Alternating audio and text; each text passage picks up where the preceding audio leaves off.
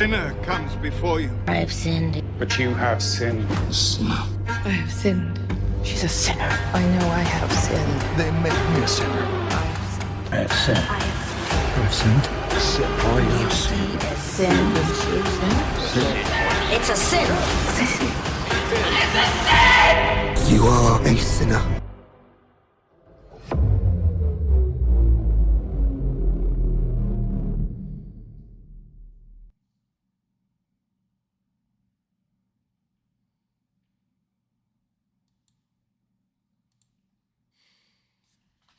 Hello, my name is Robbie.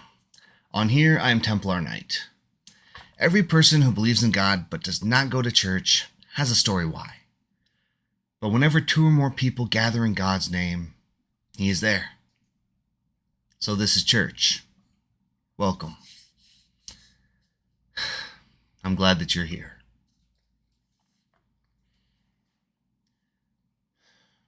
From Paul's letter to the Romans. All have sinned and fall short of the glory of God. He also states that the wages of sin is death.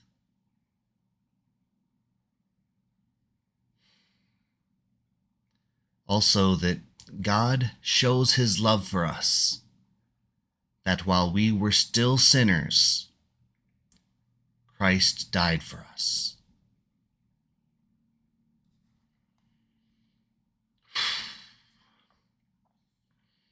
Last week, I wanted a topic that wasn't giving me such a mental strain on me because mentally I was strained. So we ended up talking about sloth. And despite how easy of a topic I thought sloth would be, turned out it wasn't so easy. And this week, we are going the exact opposite. We are going after a sin that I am phenomenally uncomfortable talking about. As you all can see in the title, this week, we are going to talk about lust.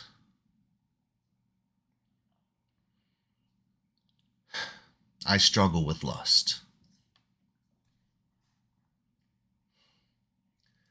So, by the book, the dictionary definition, lust is a strong passion or longing, especially for sexual desires.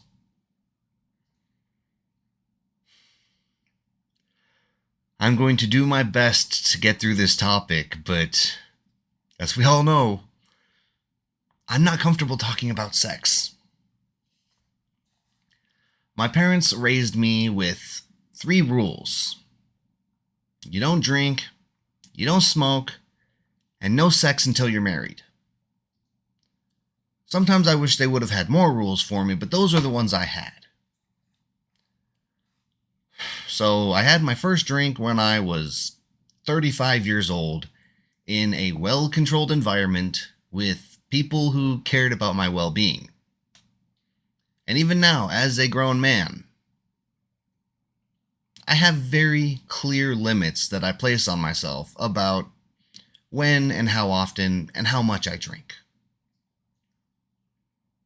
I'd like to think I have it under control. As far as smoking, I never had an interest in it, so that was an easy one for me to follow. And the no sex until marriage? Well, I made it. But it wasn't easy. I was married at the age of 21, and my body was ready for sex at the age of 14. So for a third of my life, I had to fight against lust. Now this war with lust, it wasn't God's fault. The struggle with lust falls on us because as a society, we failed. Back in biblical days, when you were 14 and your body was going through puberty, you were an adult. You were ready to be married. In this day and age, at 14, nah, y'all just a kid. Heck, half the time we look at people who are 18, legally considered adults. Nope. Y'all still kids. Even now, there are people in their 20s and 30s with children of their own, and we can't figure out why they won't grow up and stop acting like kids to raise their kids. Instead of teaching kids how to be adults, we teach them to keep going to school. We teach them to learn. And we keep them in school longer and longer. We are failing to turn these children into adults. So when it comes to sex, society failed us. As a whole, we normalized sex. We put images of half-naked people on billboards and ads and commercials and everywhere. And it's just so normal to see now. That's just the way it is. So we are desensitized to seeing flesh. We don't even notice it anymore. We aren't made uncomfortable by it anymore.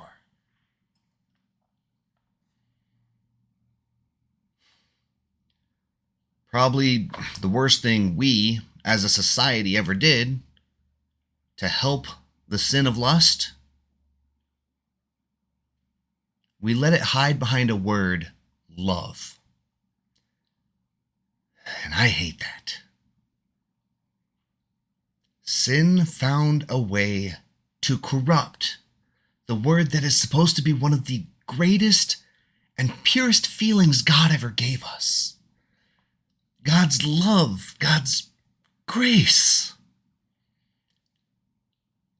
Just thinking about it, I get overwhelmed.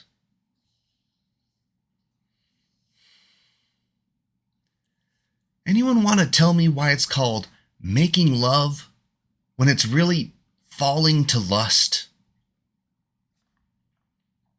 If you're having sex with someone, you should already be in love.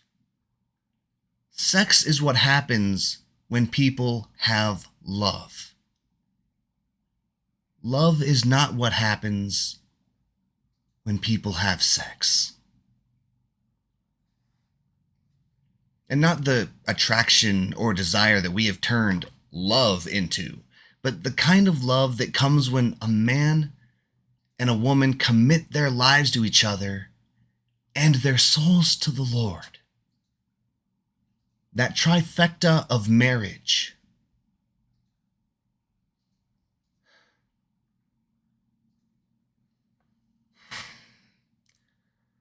Sorry about all the emotions tonight, but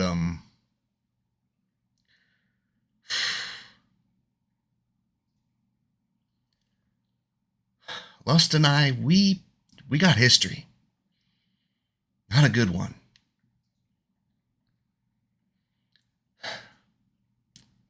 When I was growing up, when I was becoming a man, lust ruined dating for me in high school.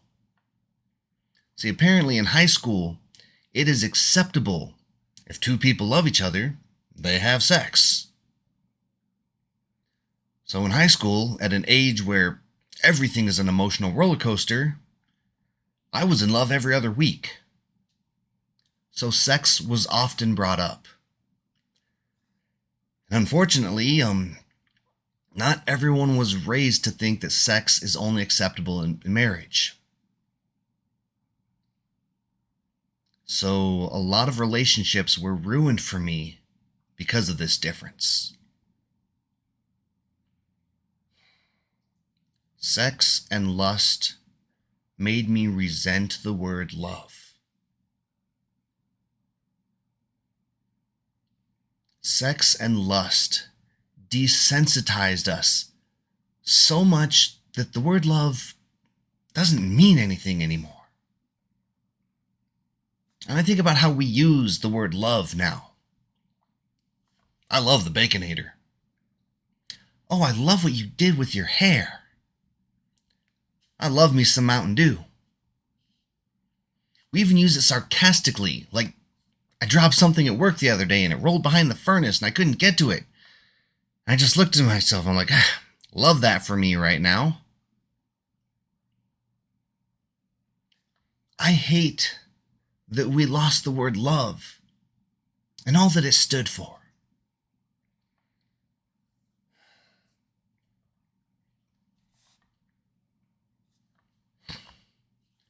So how do we fight this? How do we fight back against lust?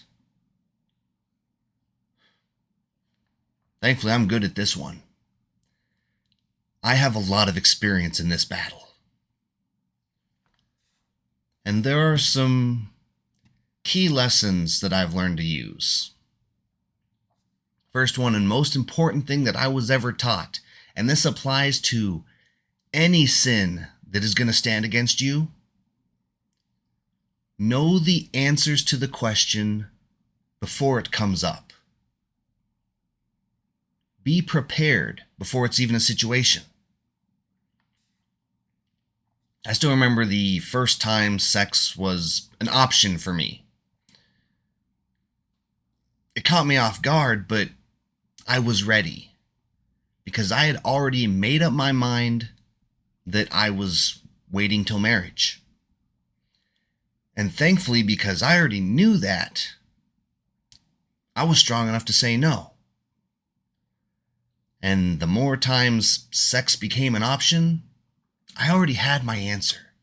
I already knew how to respond. Oftentimes, I didn't have a girlfriend afterwards, but even though she told me it was okay because we were in love and we were going to get married one day, apparently we weren't. Anyways, I was prepared. When lust showed up, I was ready to fight. But even now as an adult, unfortunately, I work at a job where wearing a ring is not a good decision. So I don't normally wear a wedding ring, which is a great first line of defense against unwanted advances. Or at least it should be. There are some people out there who will make an advance on you with no cares to what your ring means. But should anyone ever approach me, there is no chance of me engaging in any kind of relationship with them because I'm already prepared with what to say. I mean, obviously, it doesn't really happen often because I'm kind of funny looking and very socially awkward. But whenever lust is an opportunity, I'm ready to strike back because I already know the answers. So how do we prepare? How do we know the answers? Again, that's simple. Just like any test in school, you study. You look it up in the book before you take the test. And right here in Matthew chapter 5, starting at verse 27, there is a whole section just talking about lust. And what does it say? You have heard that it was said, "You shall not commit adultery." But I say to you that everyone who looks at a woman with lustful intent has already committed adultery with her in his heart. If your right eye causes you to sin, tear it out and throw it away. For it is better for you to lose one of your members than your whole body be thrown into hell.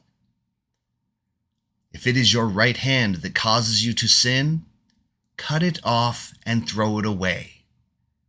For it is better for you to lose one of your members than your whole body go to hell. Dang, Matthew, that's pretty severe. Now, Matthew was a pretty important dude, but bruh, I'm not sure I can get behind that one. Well, unfortunately, for that mindset, thinking that way, that, nah, Matthew, we good on this one. Well, Matthew didn't say that. He just wrote it down. Jesus was the one who said that.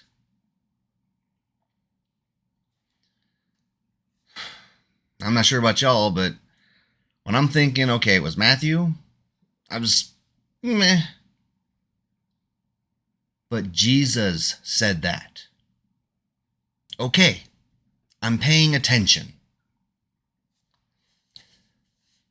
So, Jesus is going off the assumption that everybody already knows committing adultery is wrong. Because it is. But just to be clear, so you understand the words, he's saying you will not have sexual relations with someone you're not married to. But then he turns up the heat a little bit. He says that if what we're seeing causes us to have lustful desires, we're already committing adultery. And he says it is better to remove our eyes than to see that. Now, we've already been over this, but I'm going to explain it again, just in case. Jesus is not saying to actually tear out your eyes. He's just trying to make it clear how important it is. Getting away from those images is so important that it is worth more than your eyes.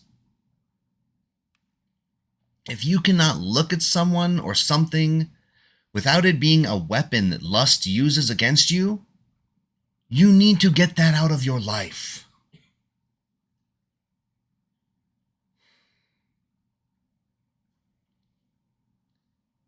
If you allow lust into your life, you are allowing sin into your life.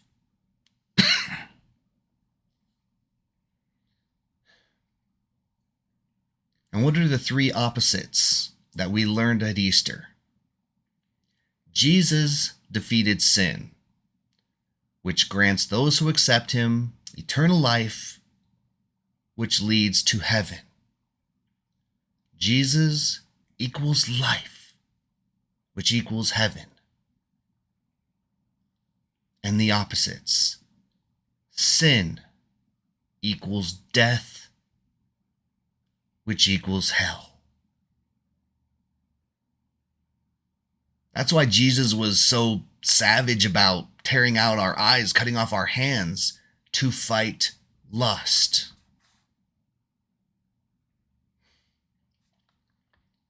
The other thing that really hits in that was Jesus made it clear that lust is not just committing adultery. We can mentally fall victim to lust. And it is so easy. Back in the 1980s, lust got its greatest weapon. And over the decades, it has gotten very good at using it against us. The most powerful tool that lust has is the internet. I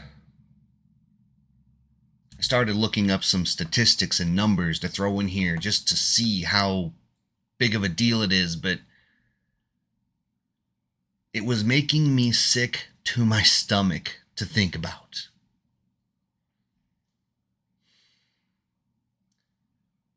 Pornography has never been easier to access.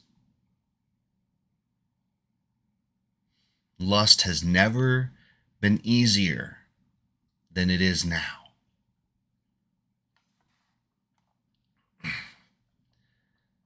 The internet is full of ways to satisfy our lust.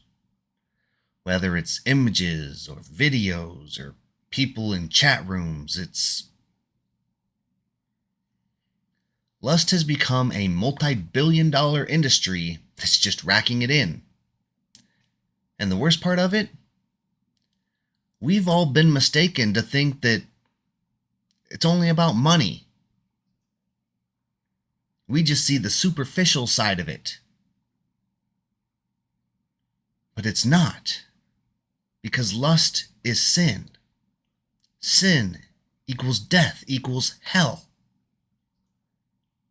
The greatest trick the devil ever pulled was convincing the world he didn't exist. And so we forget that there is a war going on between good and evil, fighting for us. We are the prize that they are trying to win. And lust is one of the strongest and most destructive fighters on the battlefield that the enemy has. And we pretend it's not important. We talk about lust like it's just money, it's adult entertainment, when really this war, it is separating us from God. It is separating us from God's place for us in heaven. And it is strongly addictive.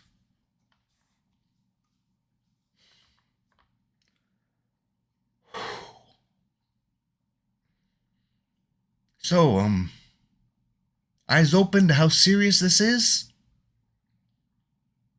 Good. Pay attention. This is how you fight back.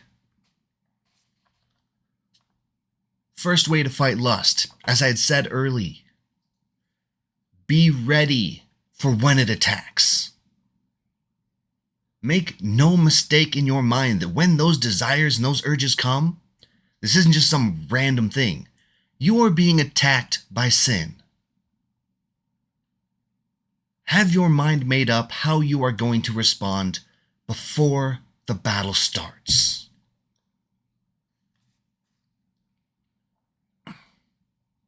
Secondly, I think we can all agree that lust has done a very good job of making us believe that it is shameful and something everyone who's committing it in some form of sexual immorality, that is something we need to hide.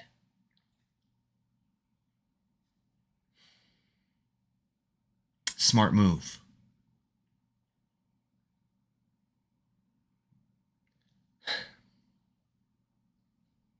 You know, I always say that I would never dream of using this computer for any stuff like that, because I am too afraid of what could happen. Well, first off, my wife's a computer technician. At any moment, she could remote access my computer and see anything that's going on. Second, those types of adult websites are full of viruses that will destroy your PC. And you know who will be the one to find out how I got a virus on my computer? She would. So, yeah, it is easy for me, personally, to stay away from all that because I'm afraid of what would happen if my wife ever found out. I'm afraid of what would happen if I got caught. So that makes it easier for me to stay away, right? Because I'm more likely to get caught than most people.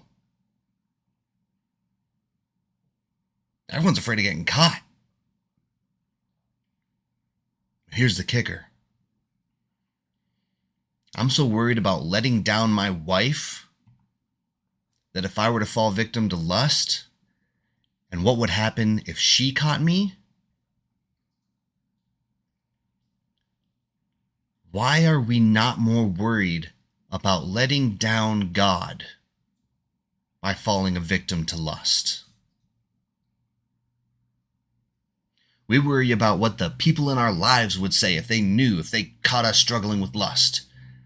Why aren't we worried about the person who actually told us not to? Guess what? God knows. When you're sitting there at your computer, or you're looking at those magazines, or you're chatting with those people in those online rooms, whatever it is that lust uses to hook you in, God knows. So we need to treat lust like a relationship with any toxic person in your life. Someone who just wants to destroy you. If you could picture lust as an actual person, and think about what that person is doing to you and doing to your life, get that person out of your life. You deserve better.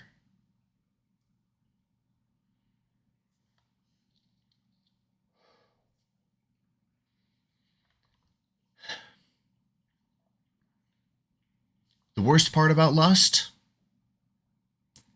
Either we didn't realize how big of a problem it is, which is something I'm hoping I've cleared up, or we don't know how to get help. For some reason, there's this stigma around lust that porn addiction isn't like any other addiction. An example, you got a friend, they say, "Hey guys, I have a drinking problem and I need to quit." And your friends will rally behind you to help you and support you. You say, "Hey, I'm going to quit smoking." "You got this. I'm so proud of you." "I'm a gambling addict." "Okay, what can we do to help?" "I'm addicted to porn and I need to stop." "You, okay." That's why no one talks about it. Nobody wants to be socially branded as a pervert because apparently society has done a great job of convincing us, to everyone, that you cannot admit to being addicted to lust.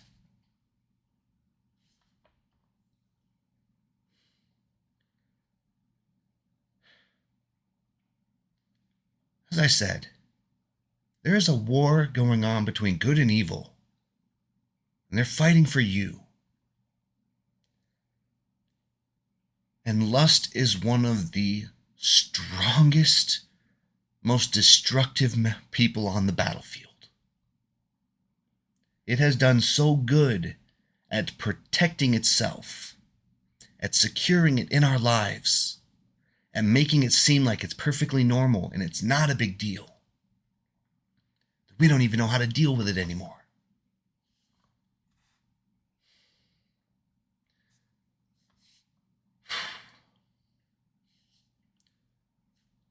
I want to make you this offer.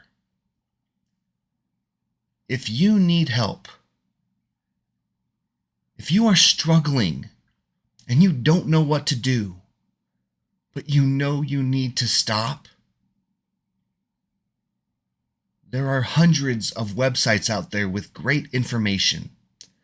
But if what we talked about tonight isn't enough, and you don't know how to find the information you're looking for to help you quit, I will help.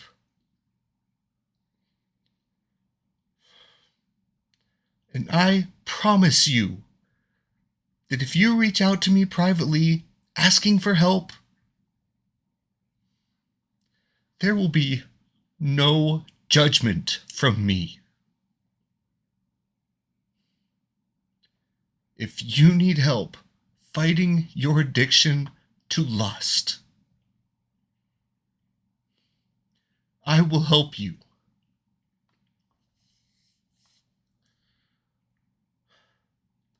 And I will do this because I am a veteran in this war.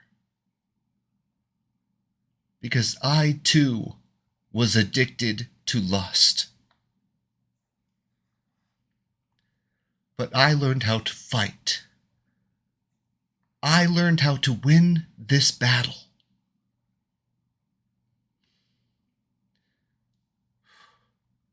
Sadly, the temptation and the desire, it never goes away. But you learn how to protect yourself. You learn how to fight back. So you and I, we will figure out a battle plan. We will figure out how best for you to fight back. And lust will have no control over you. and you will truly be able to repent from that sin of lust.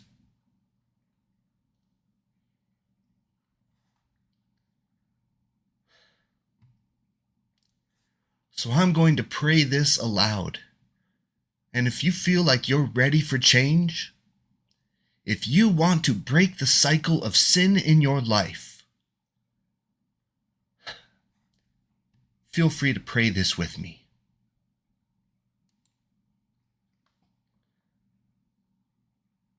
I was enslaved by my sin. But Jesus broke my chains and freed me from my sins. I am strong enough. I am not going back. A sinner comes before you. I have sinned. But you have sinned. I have sinned. She's a sinner. I know I have sinned. They make me a sinner. I have sinned. I've sinned. Sin. It's a sin. You are a sinner.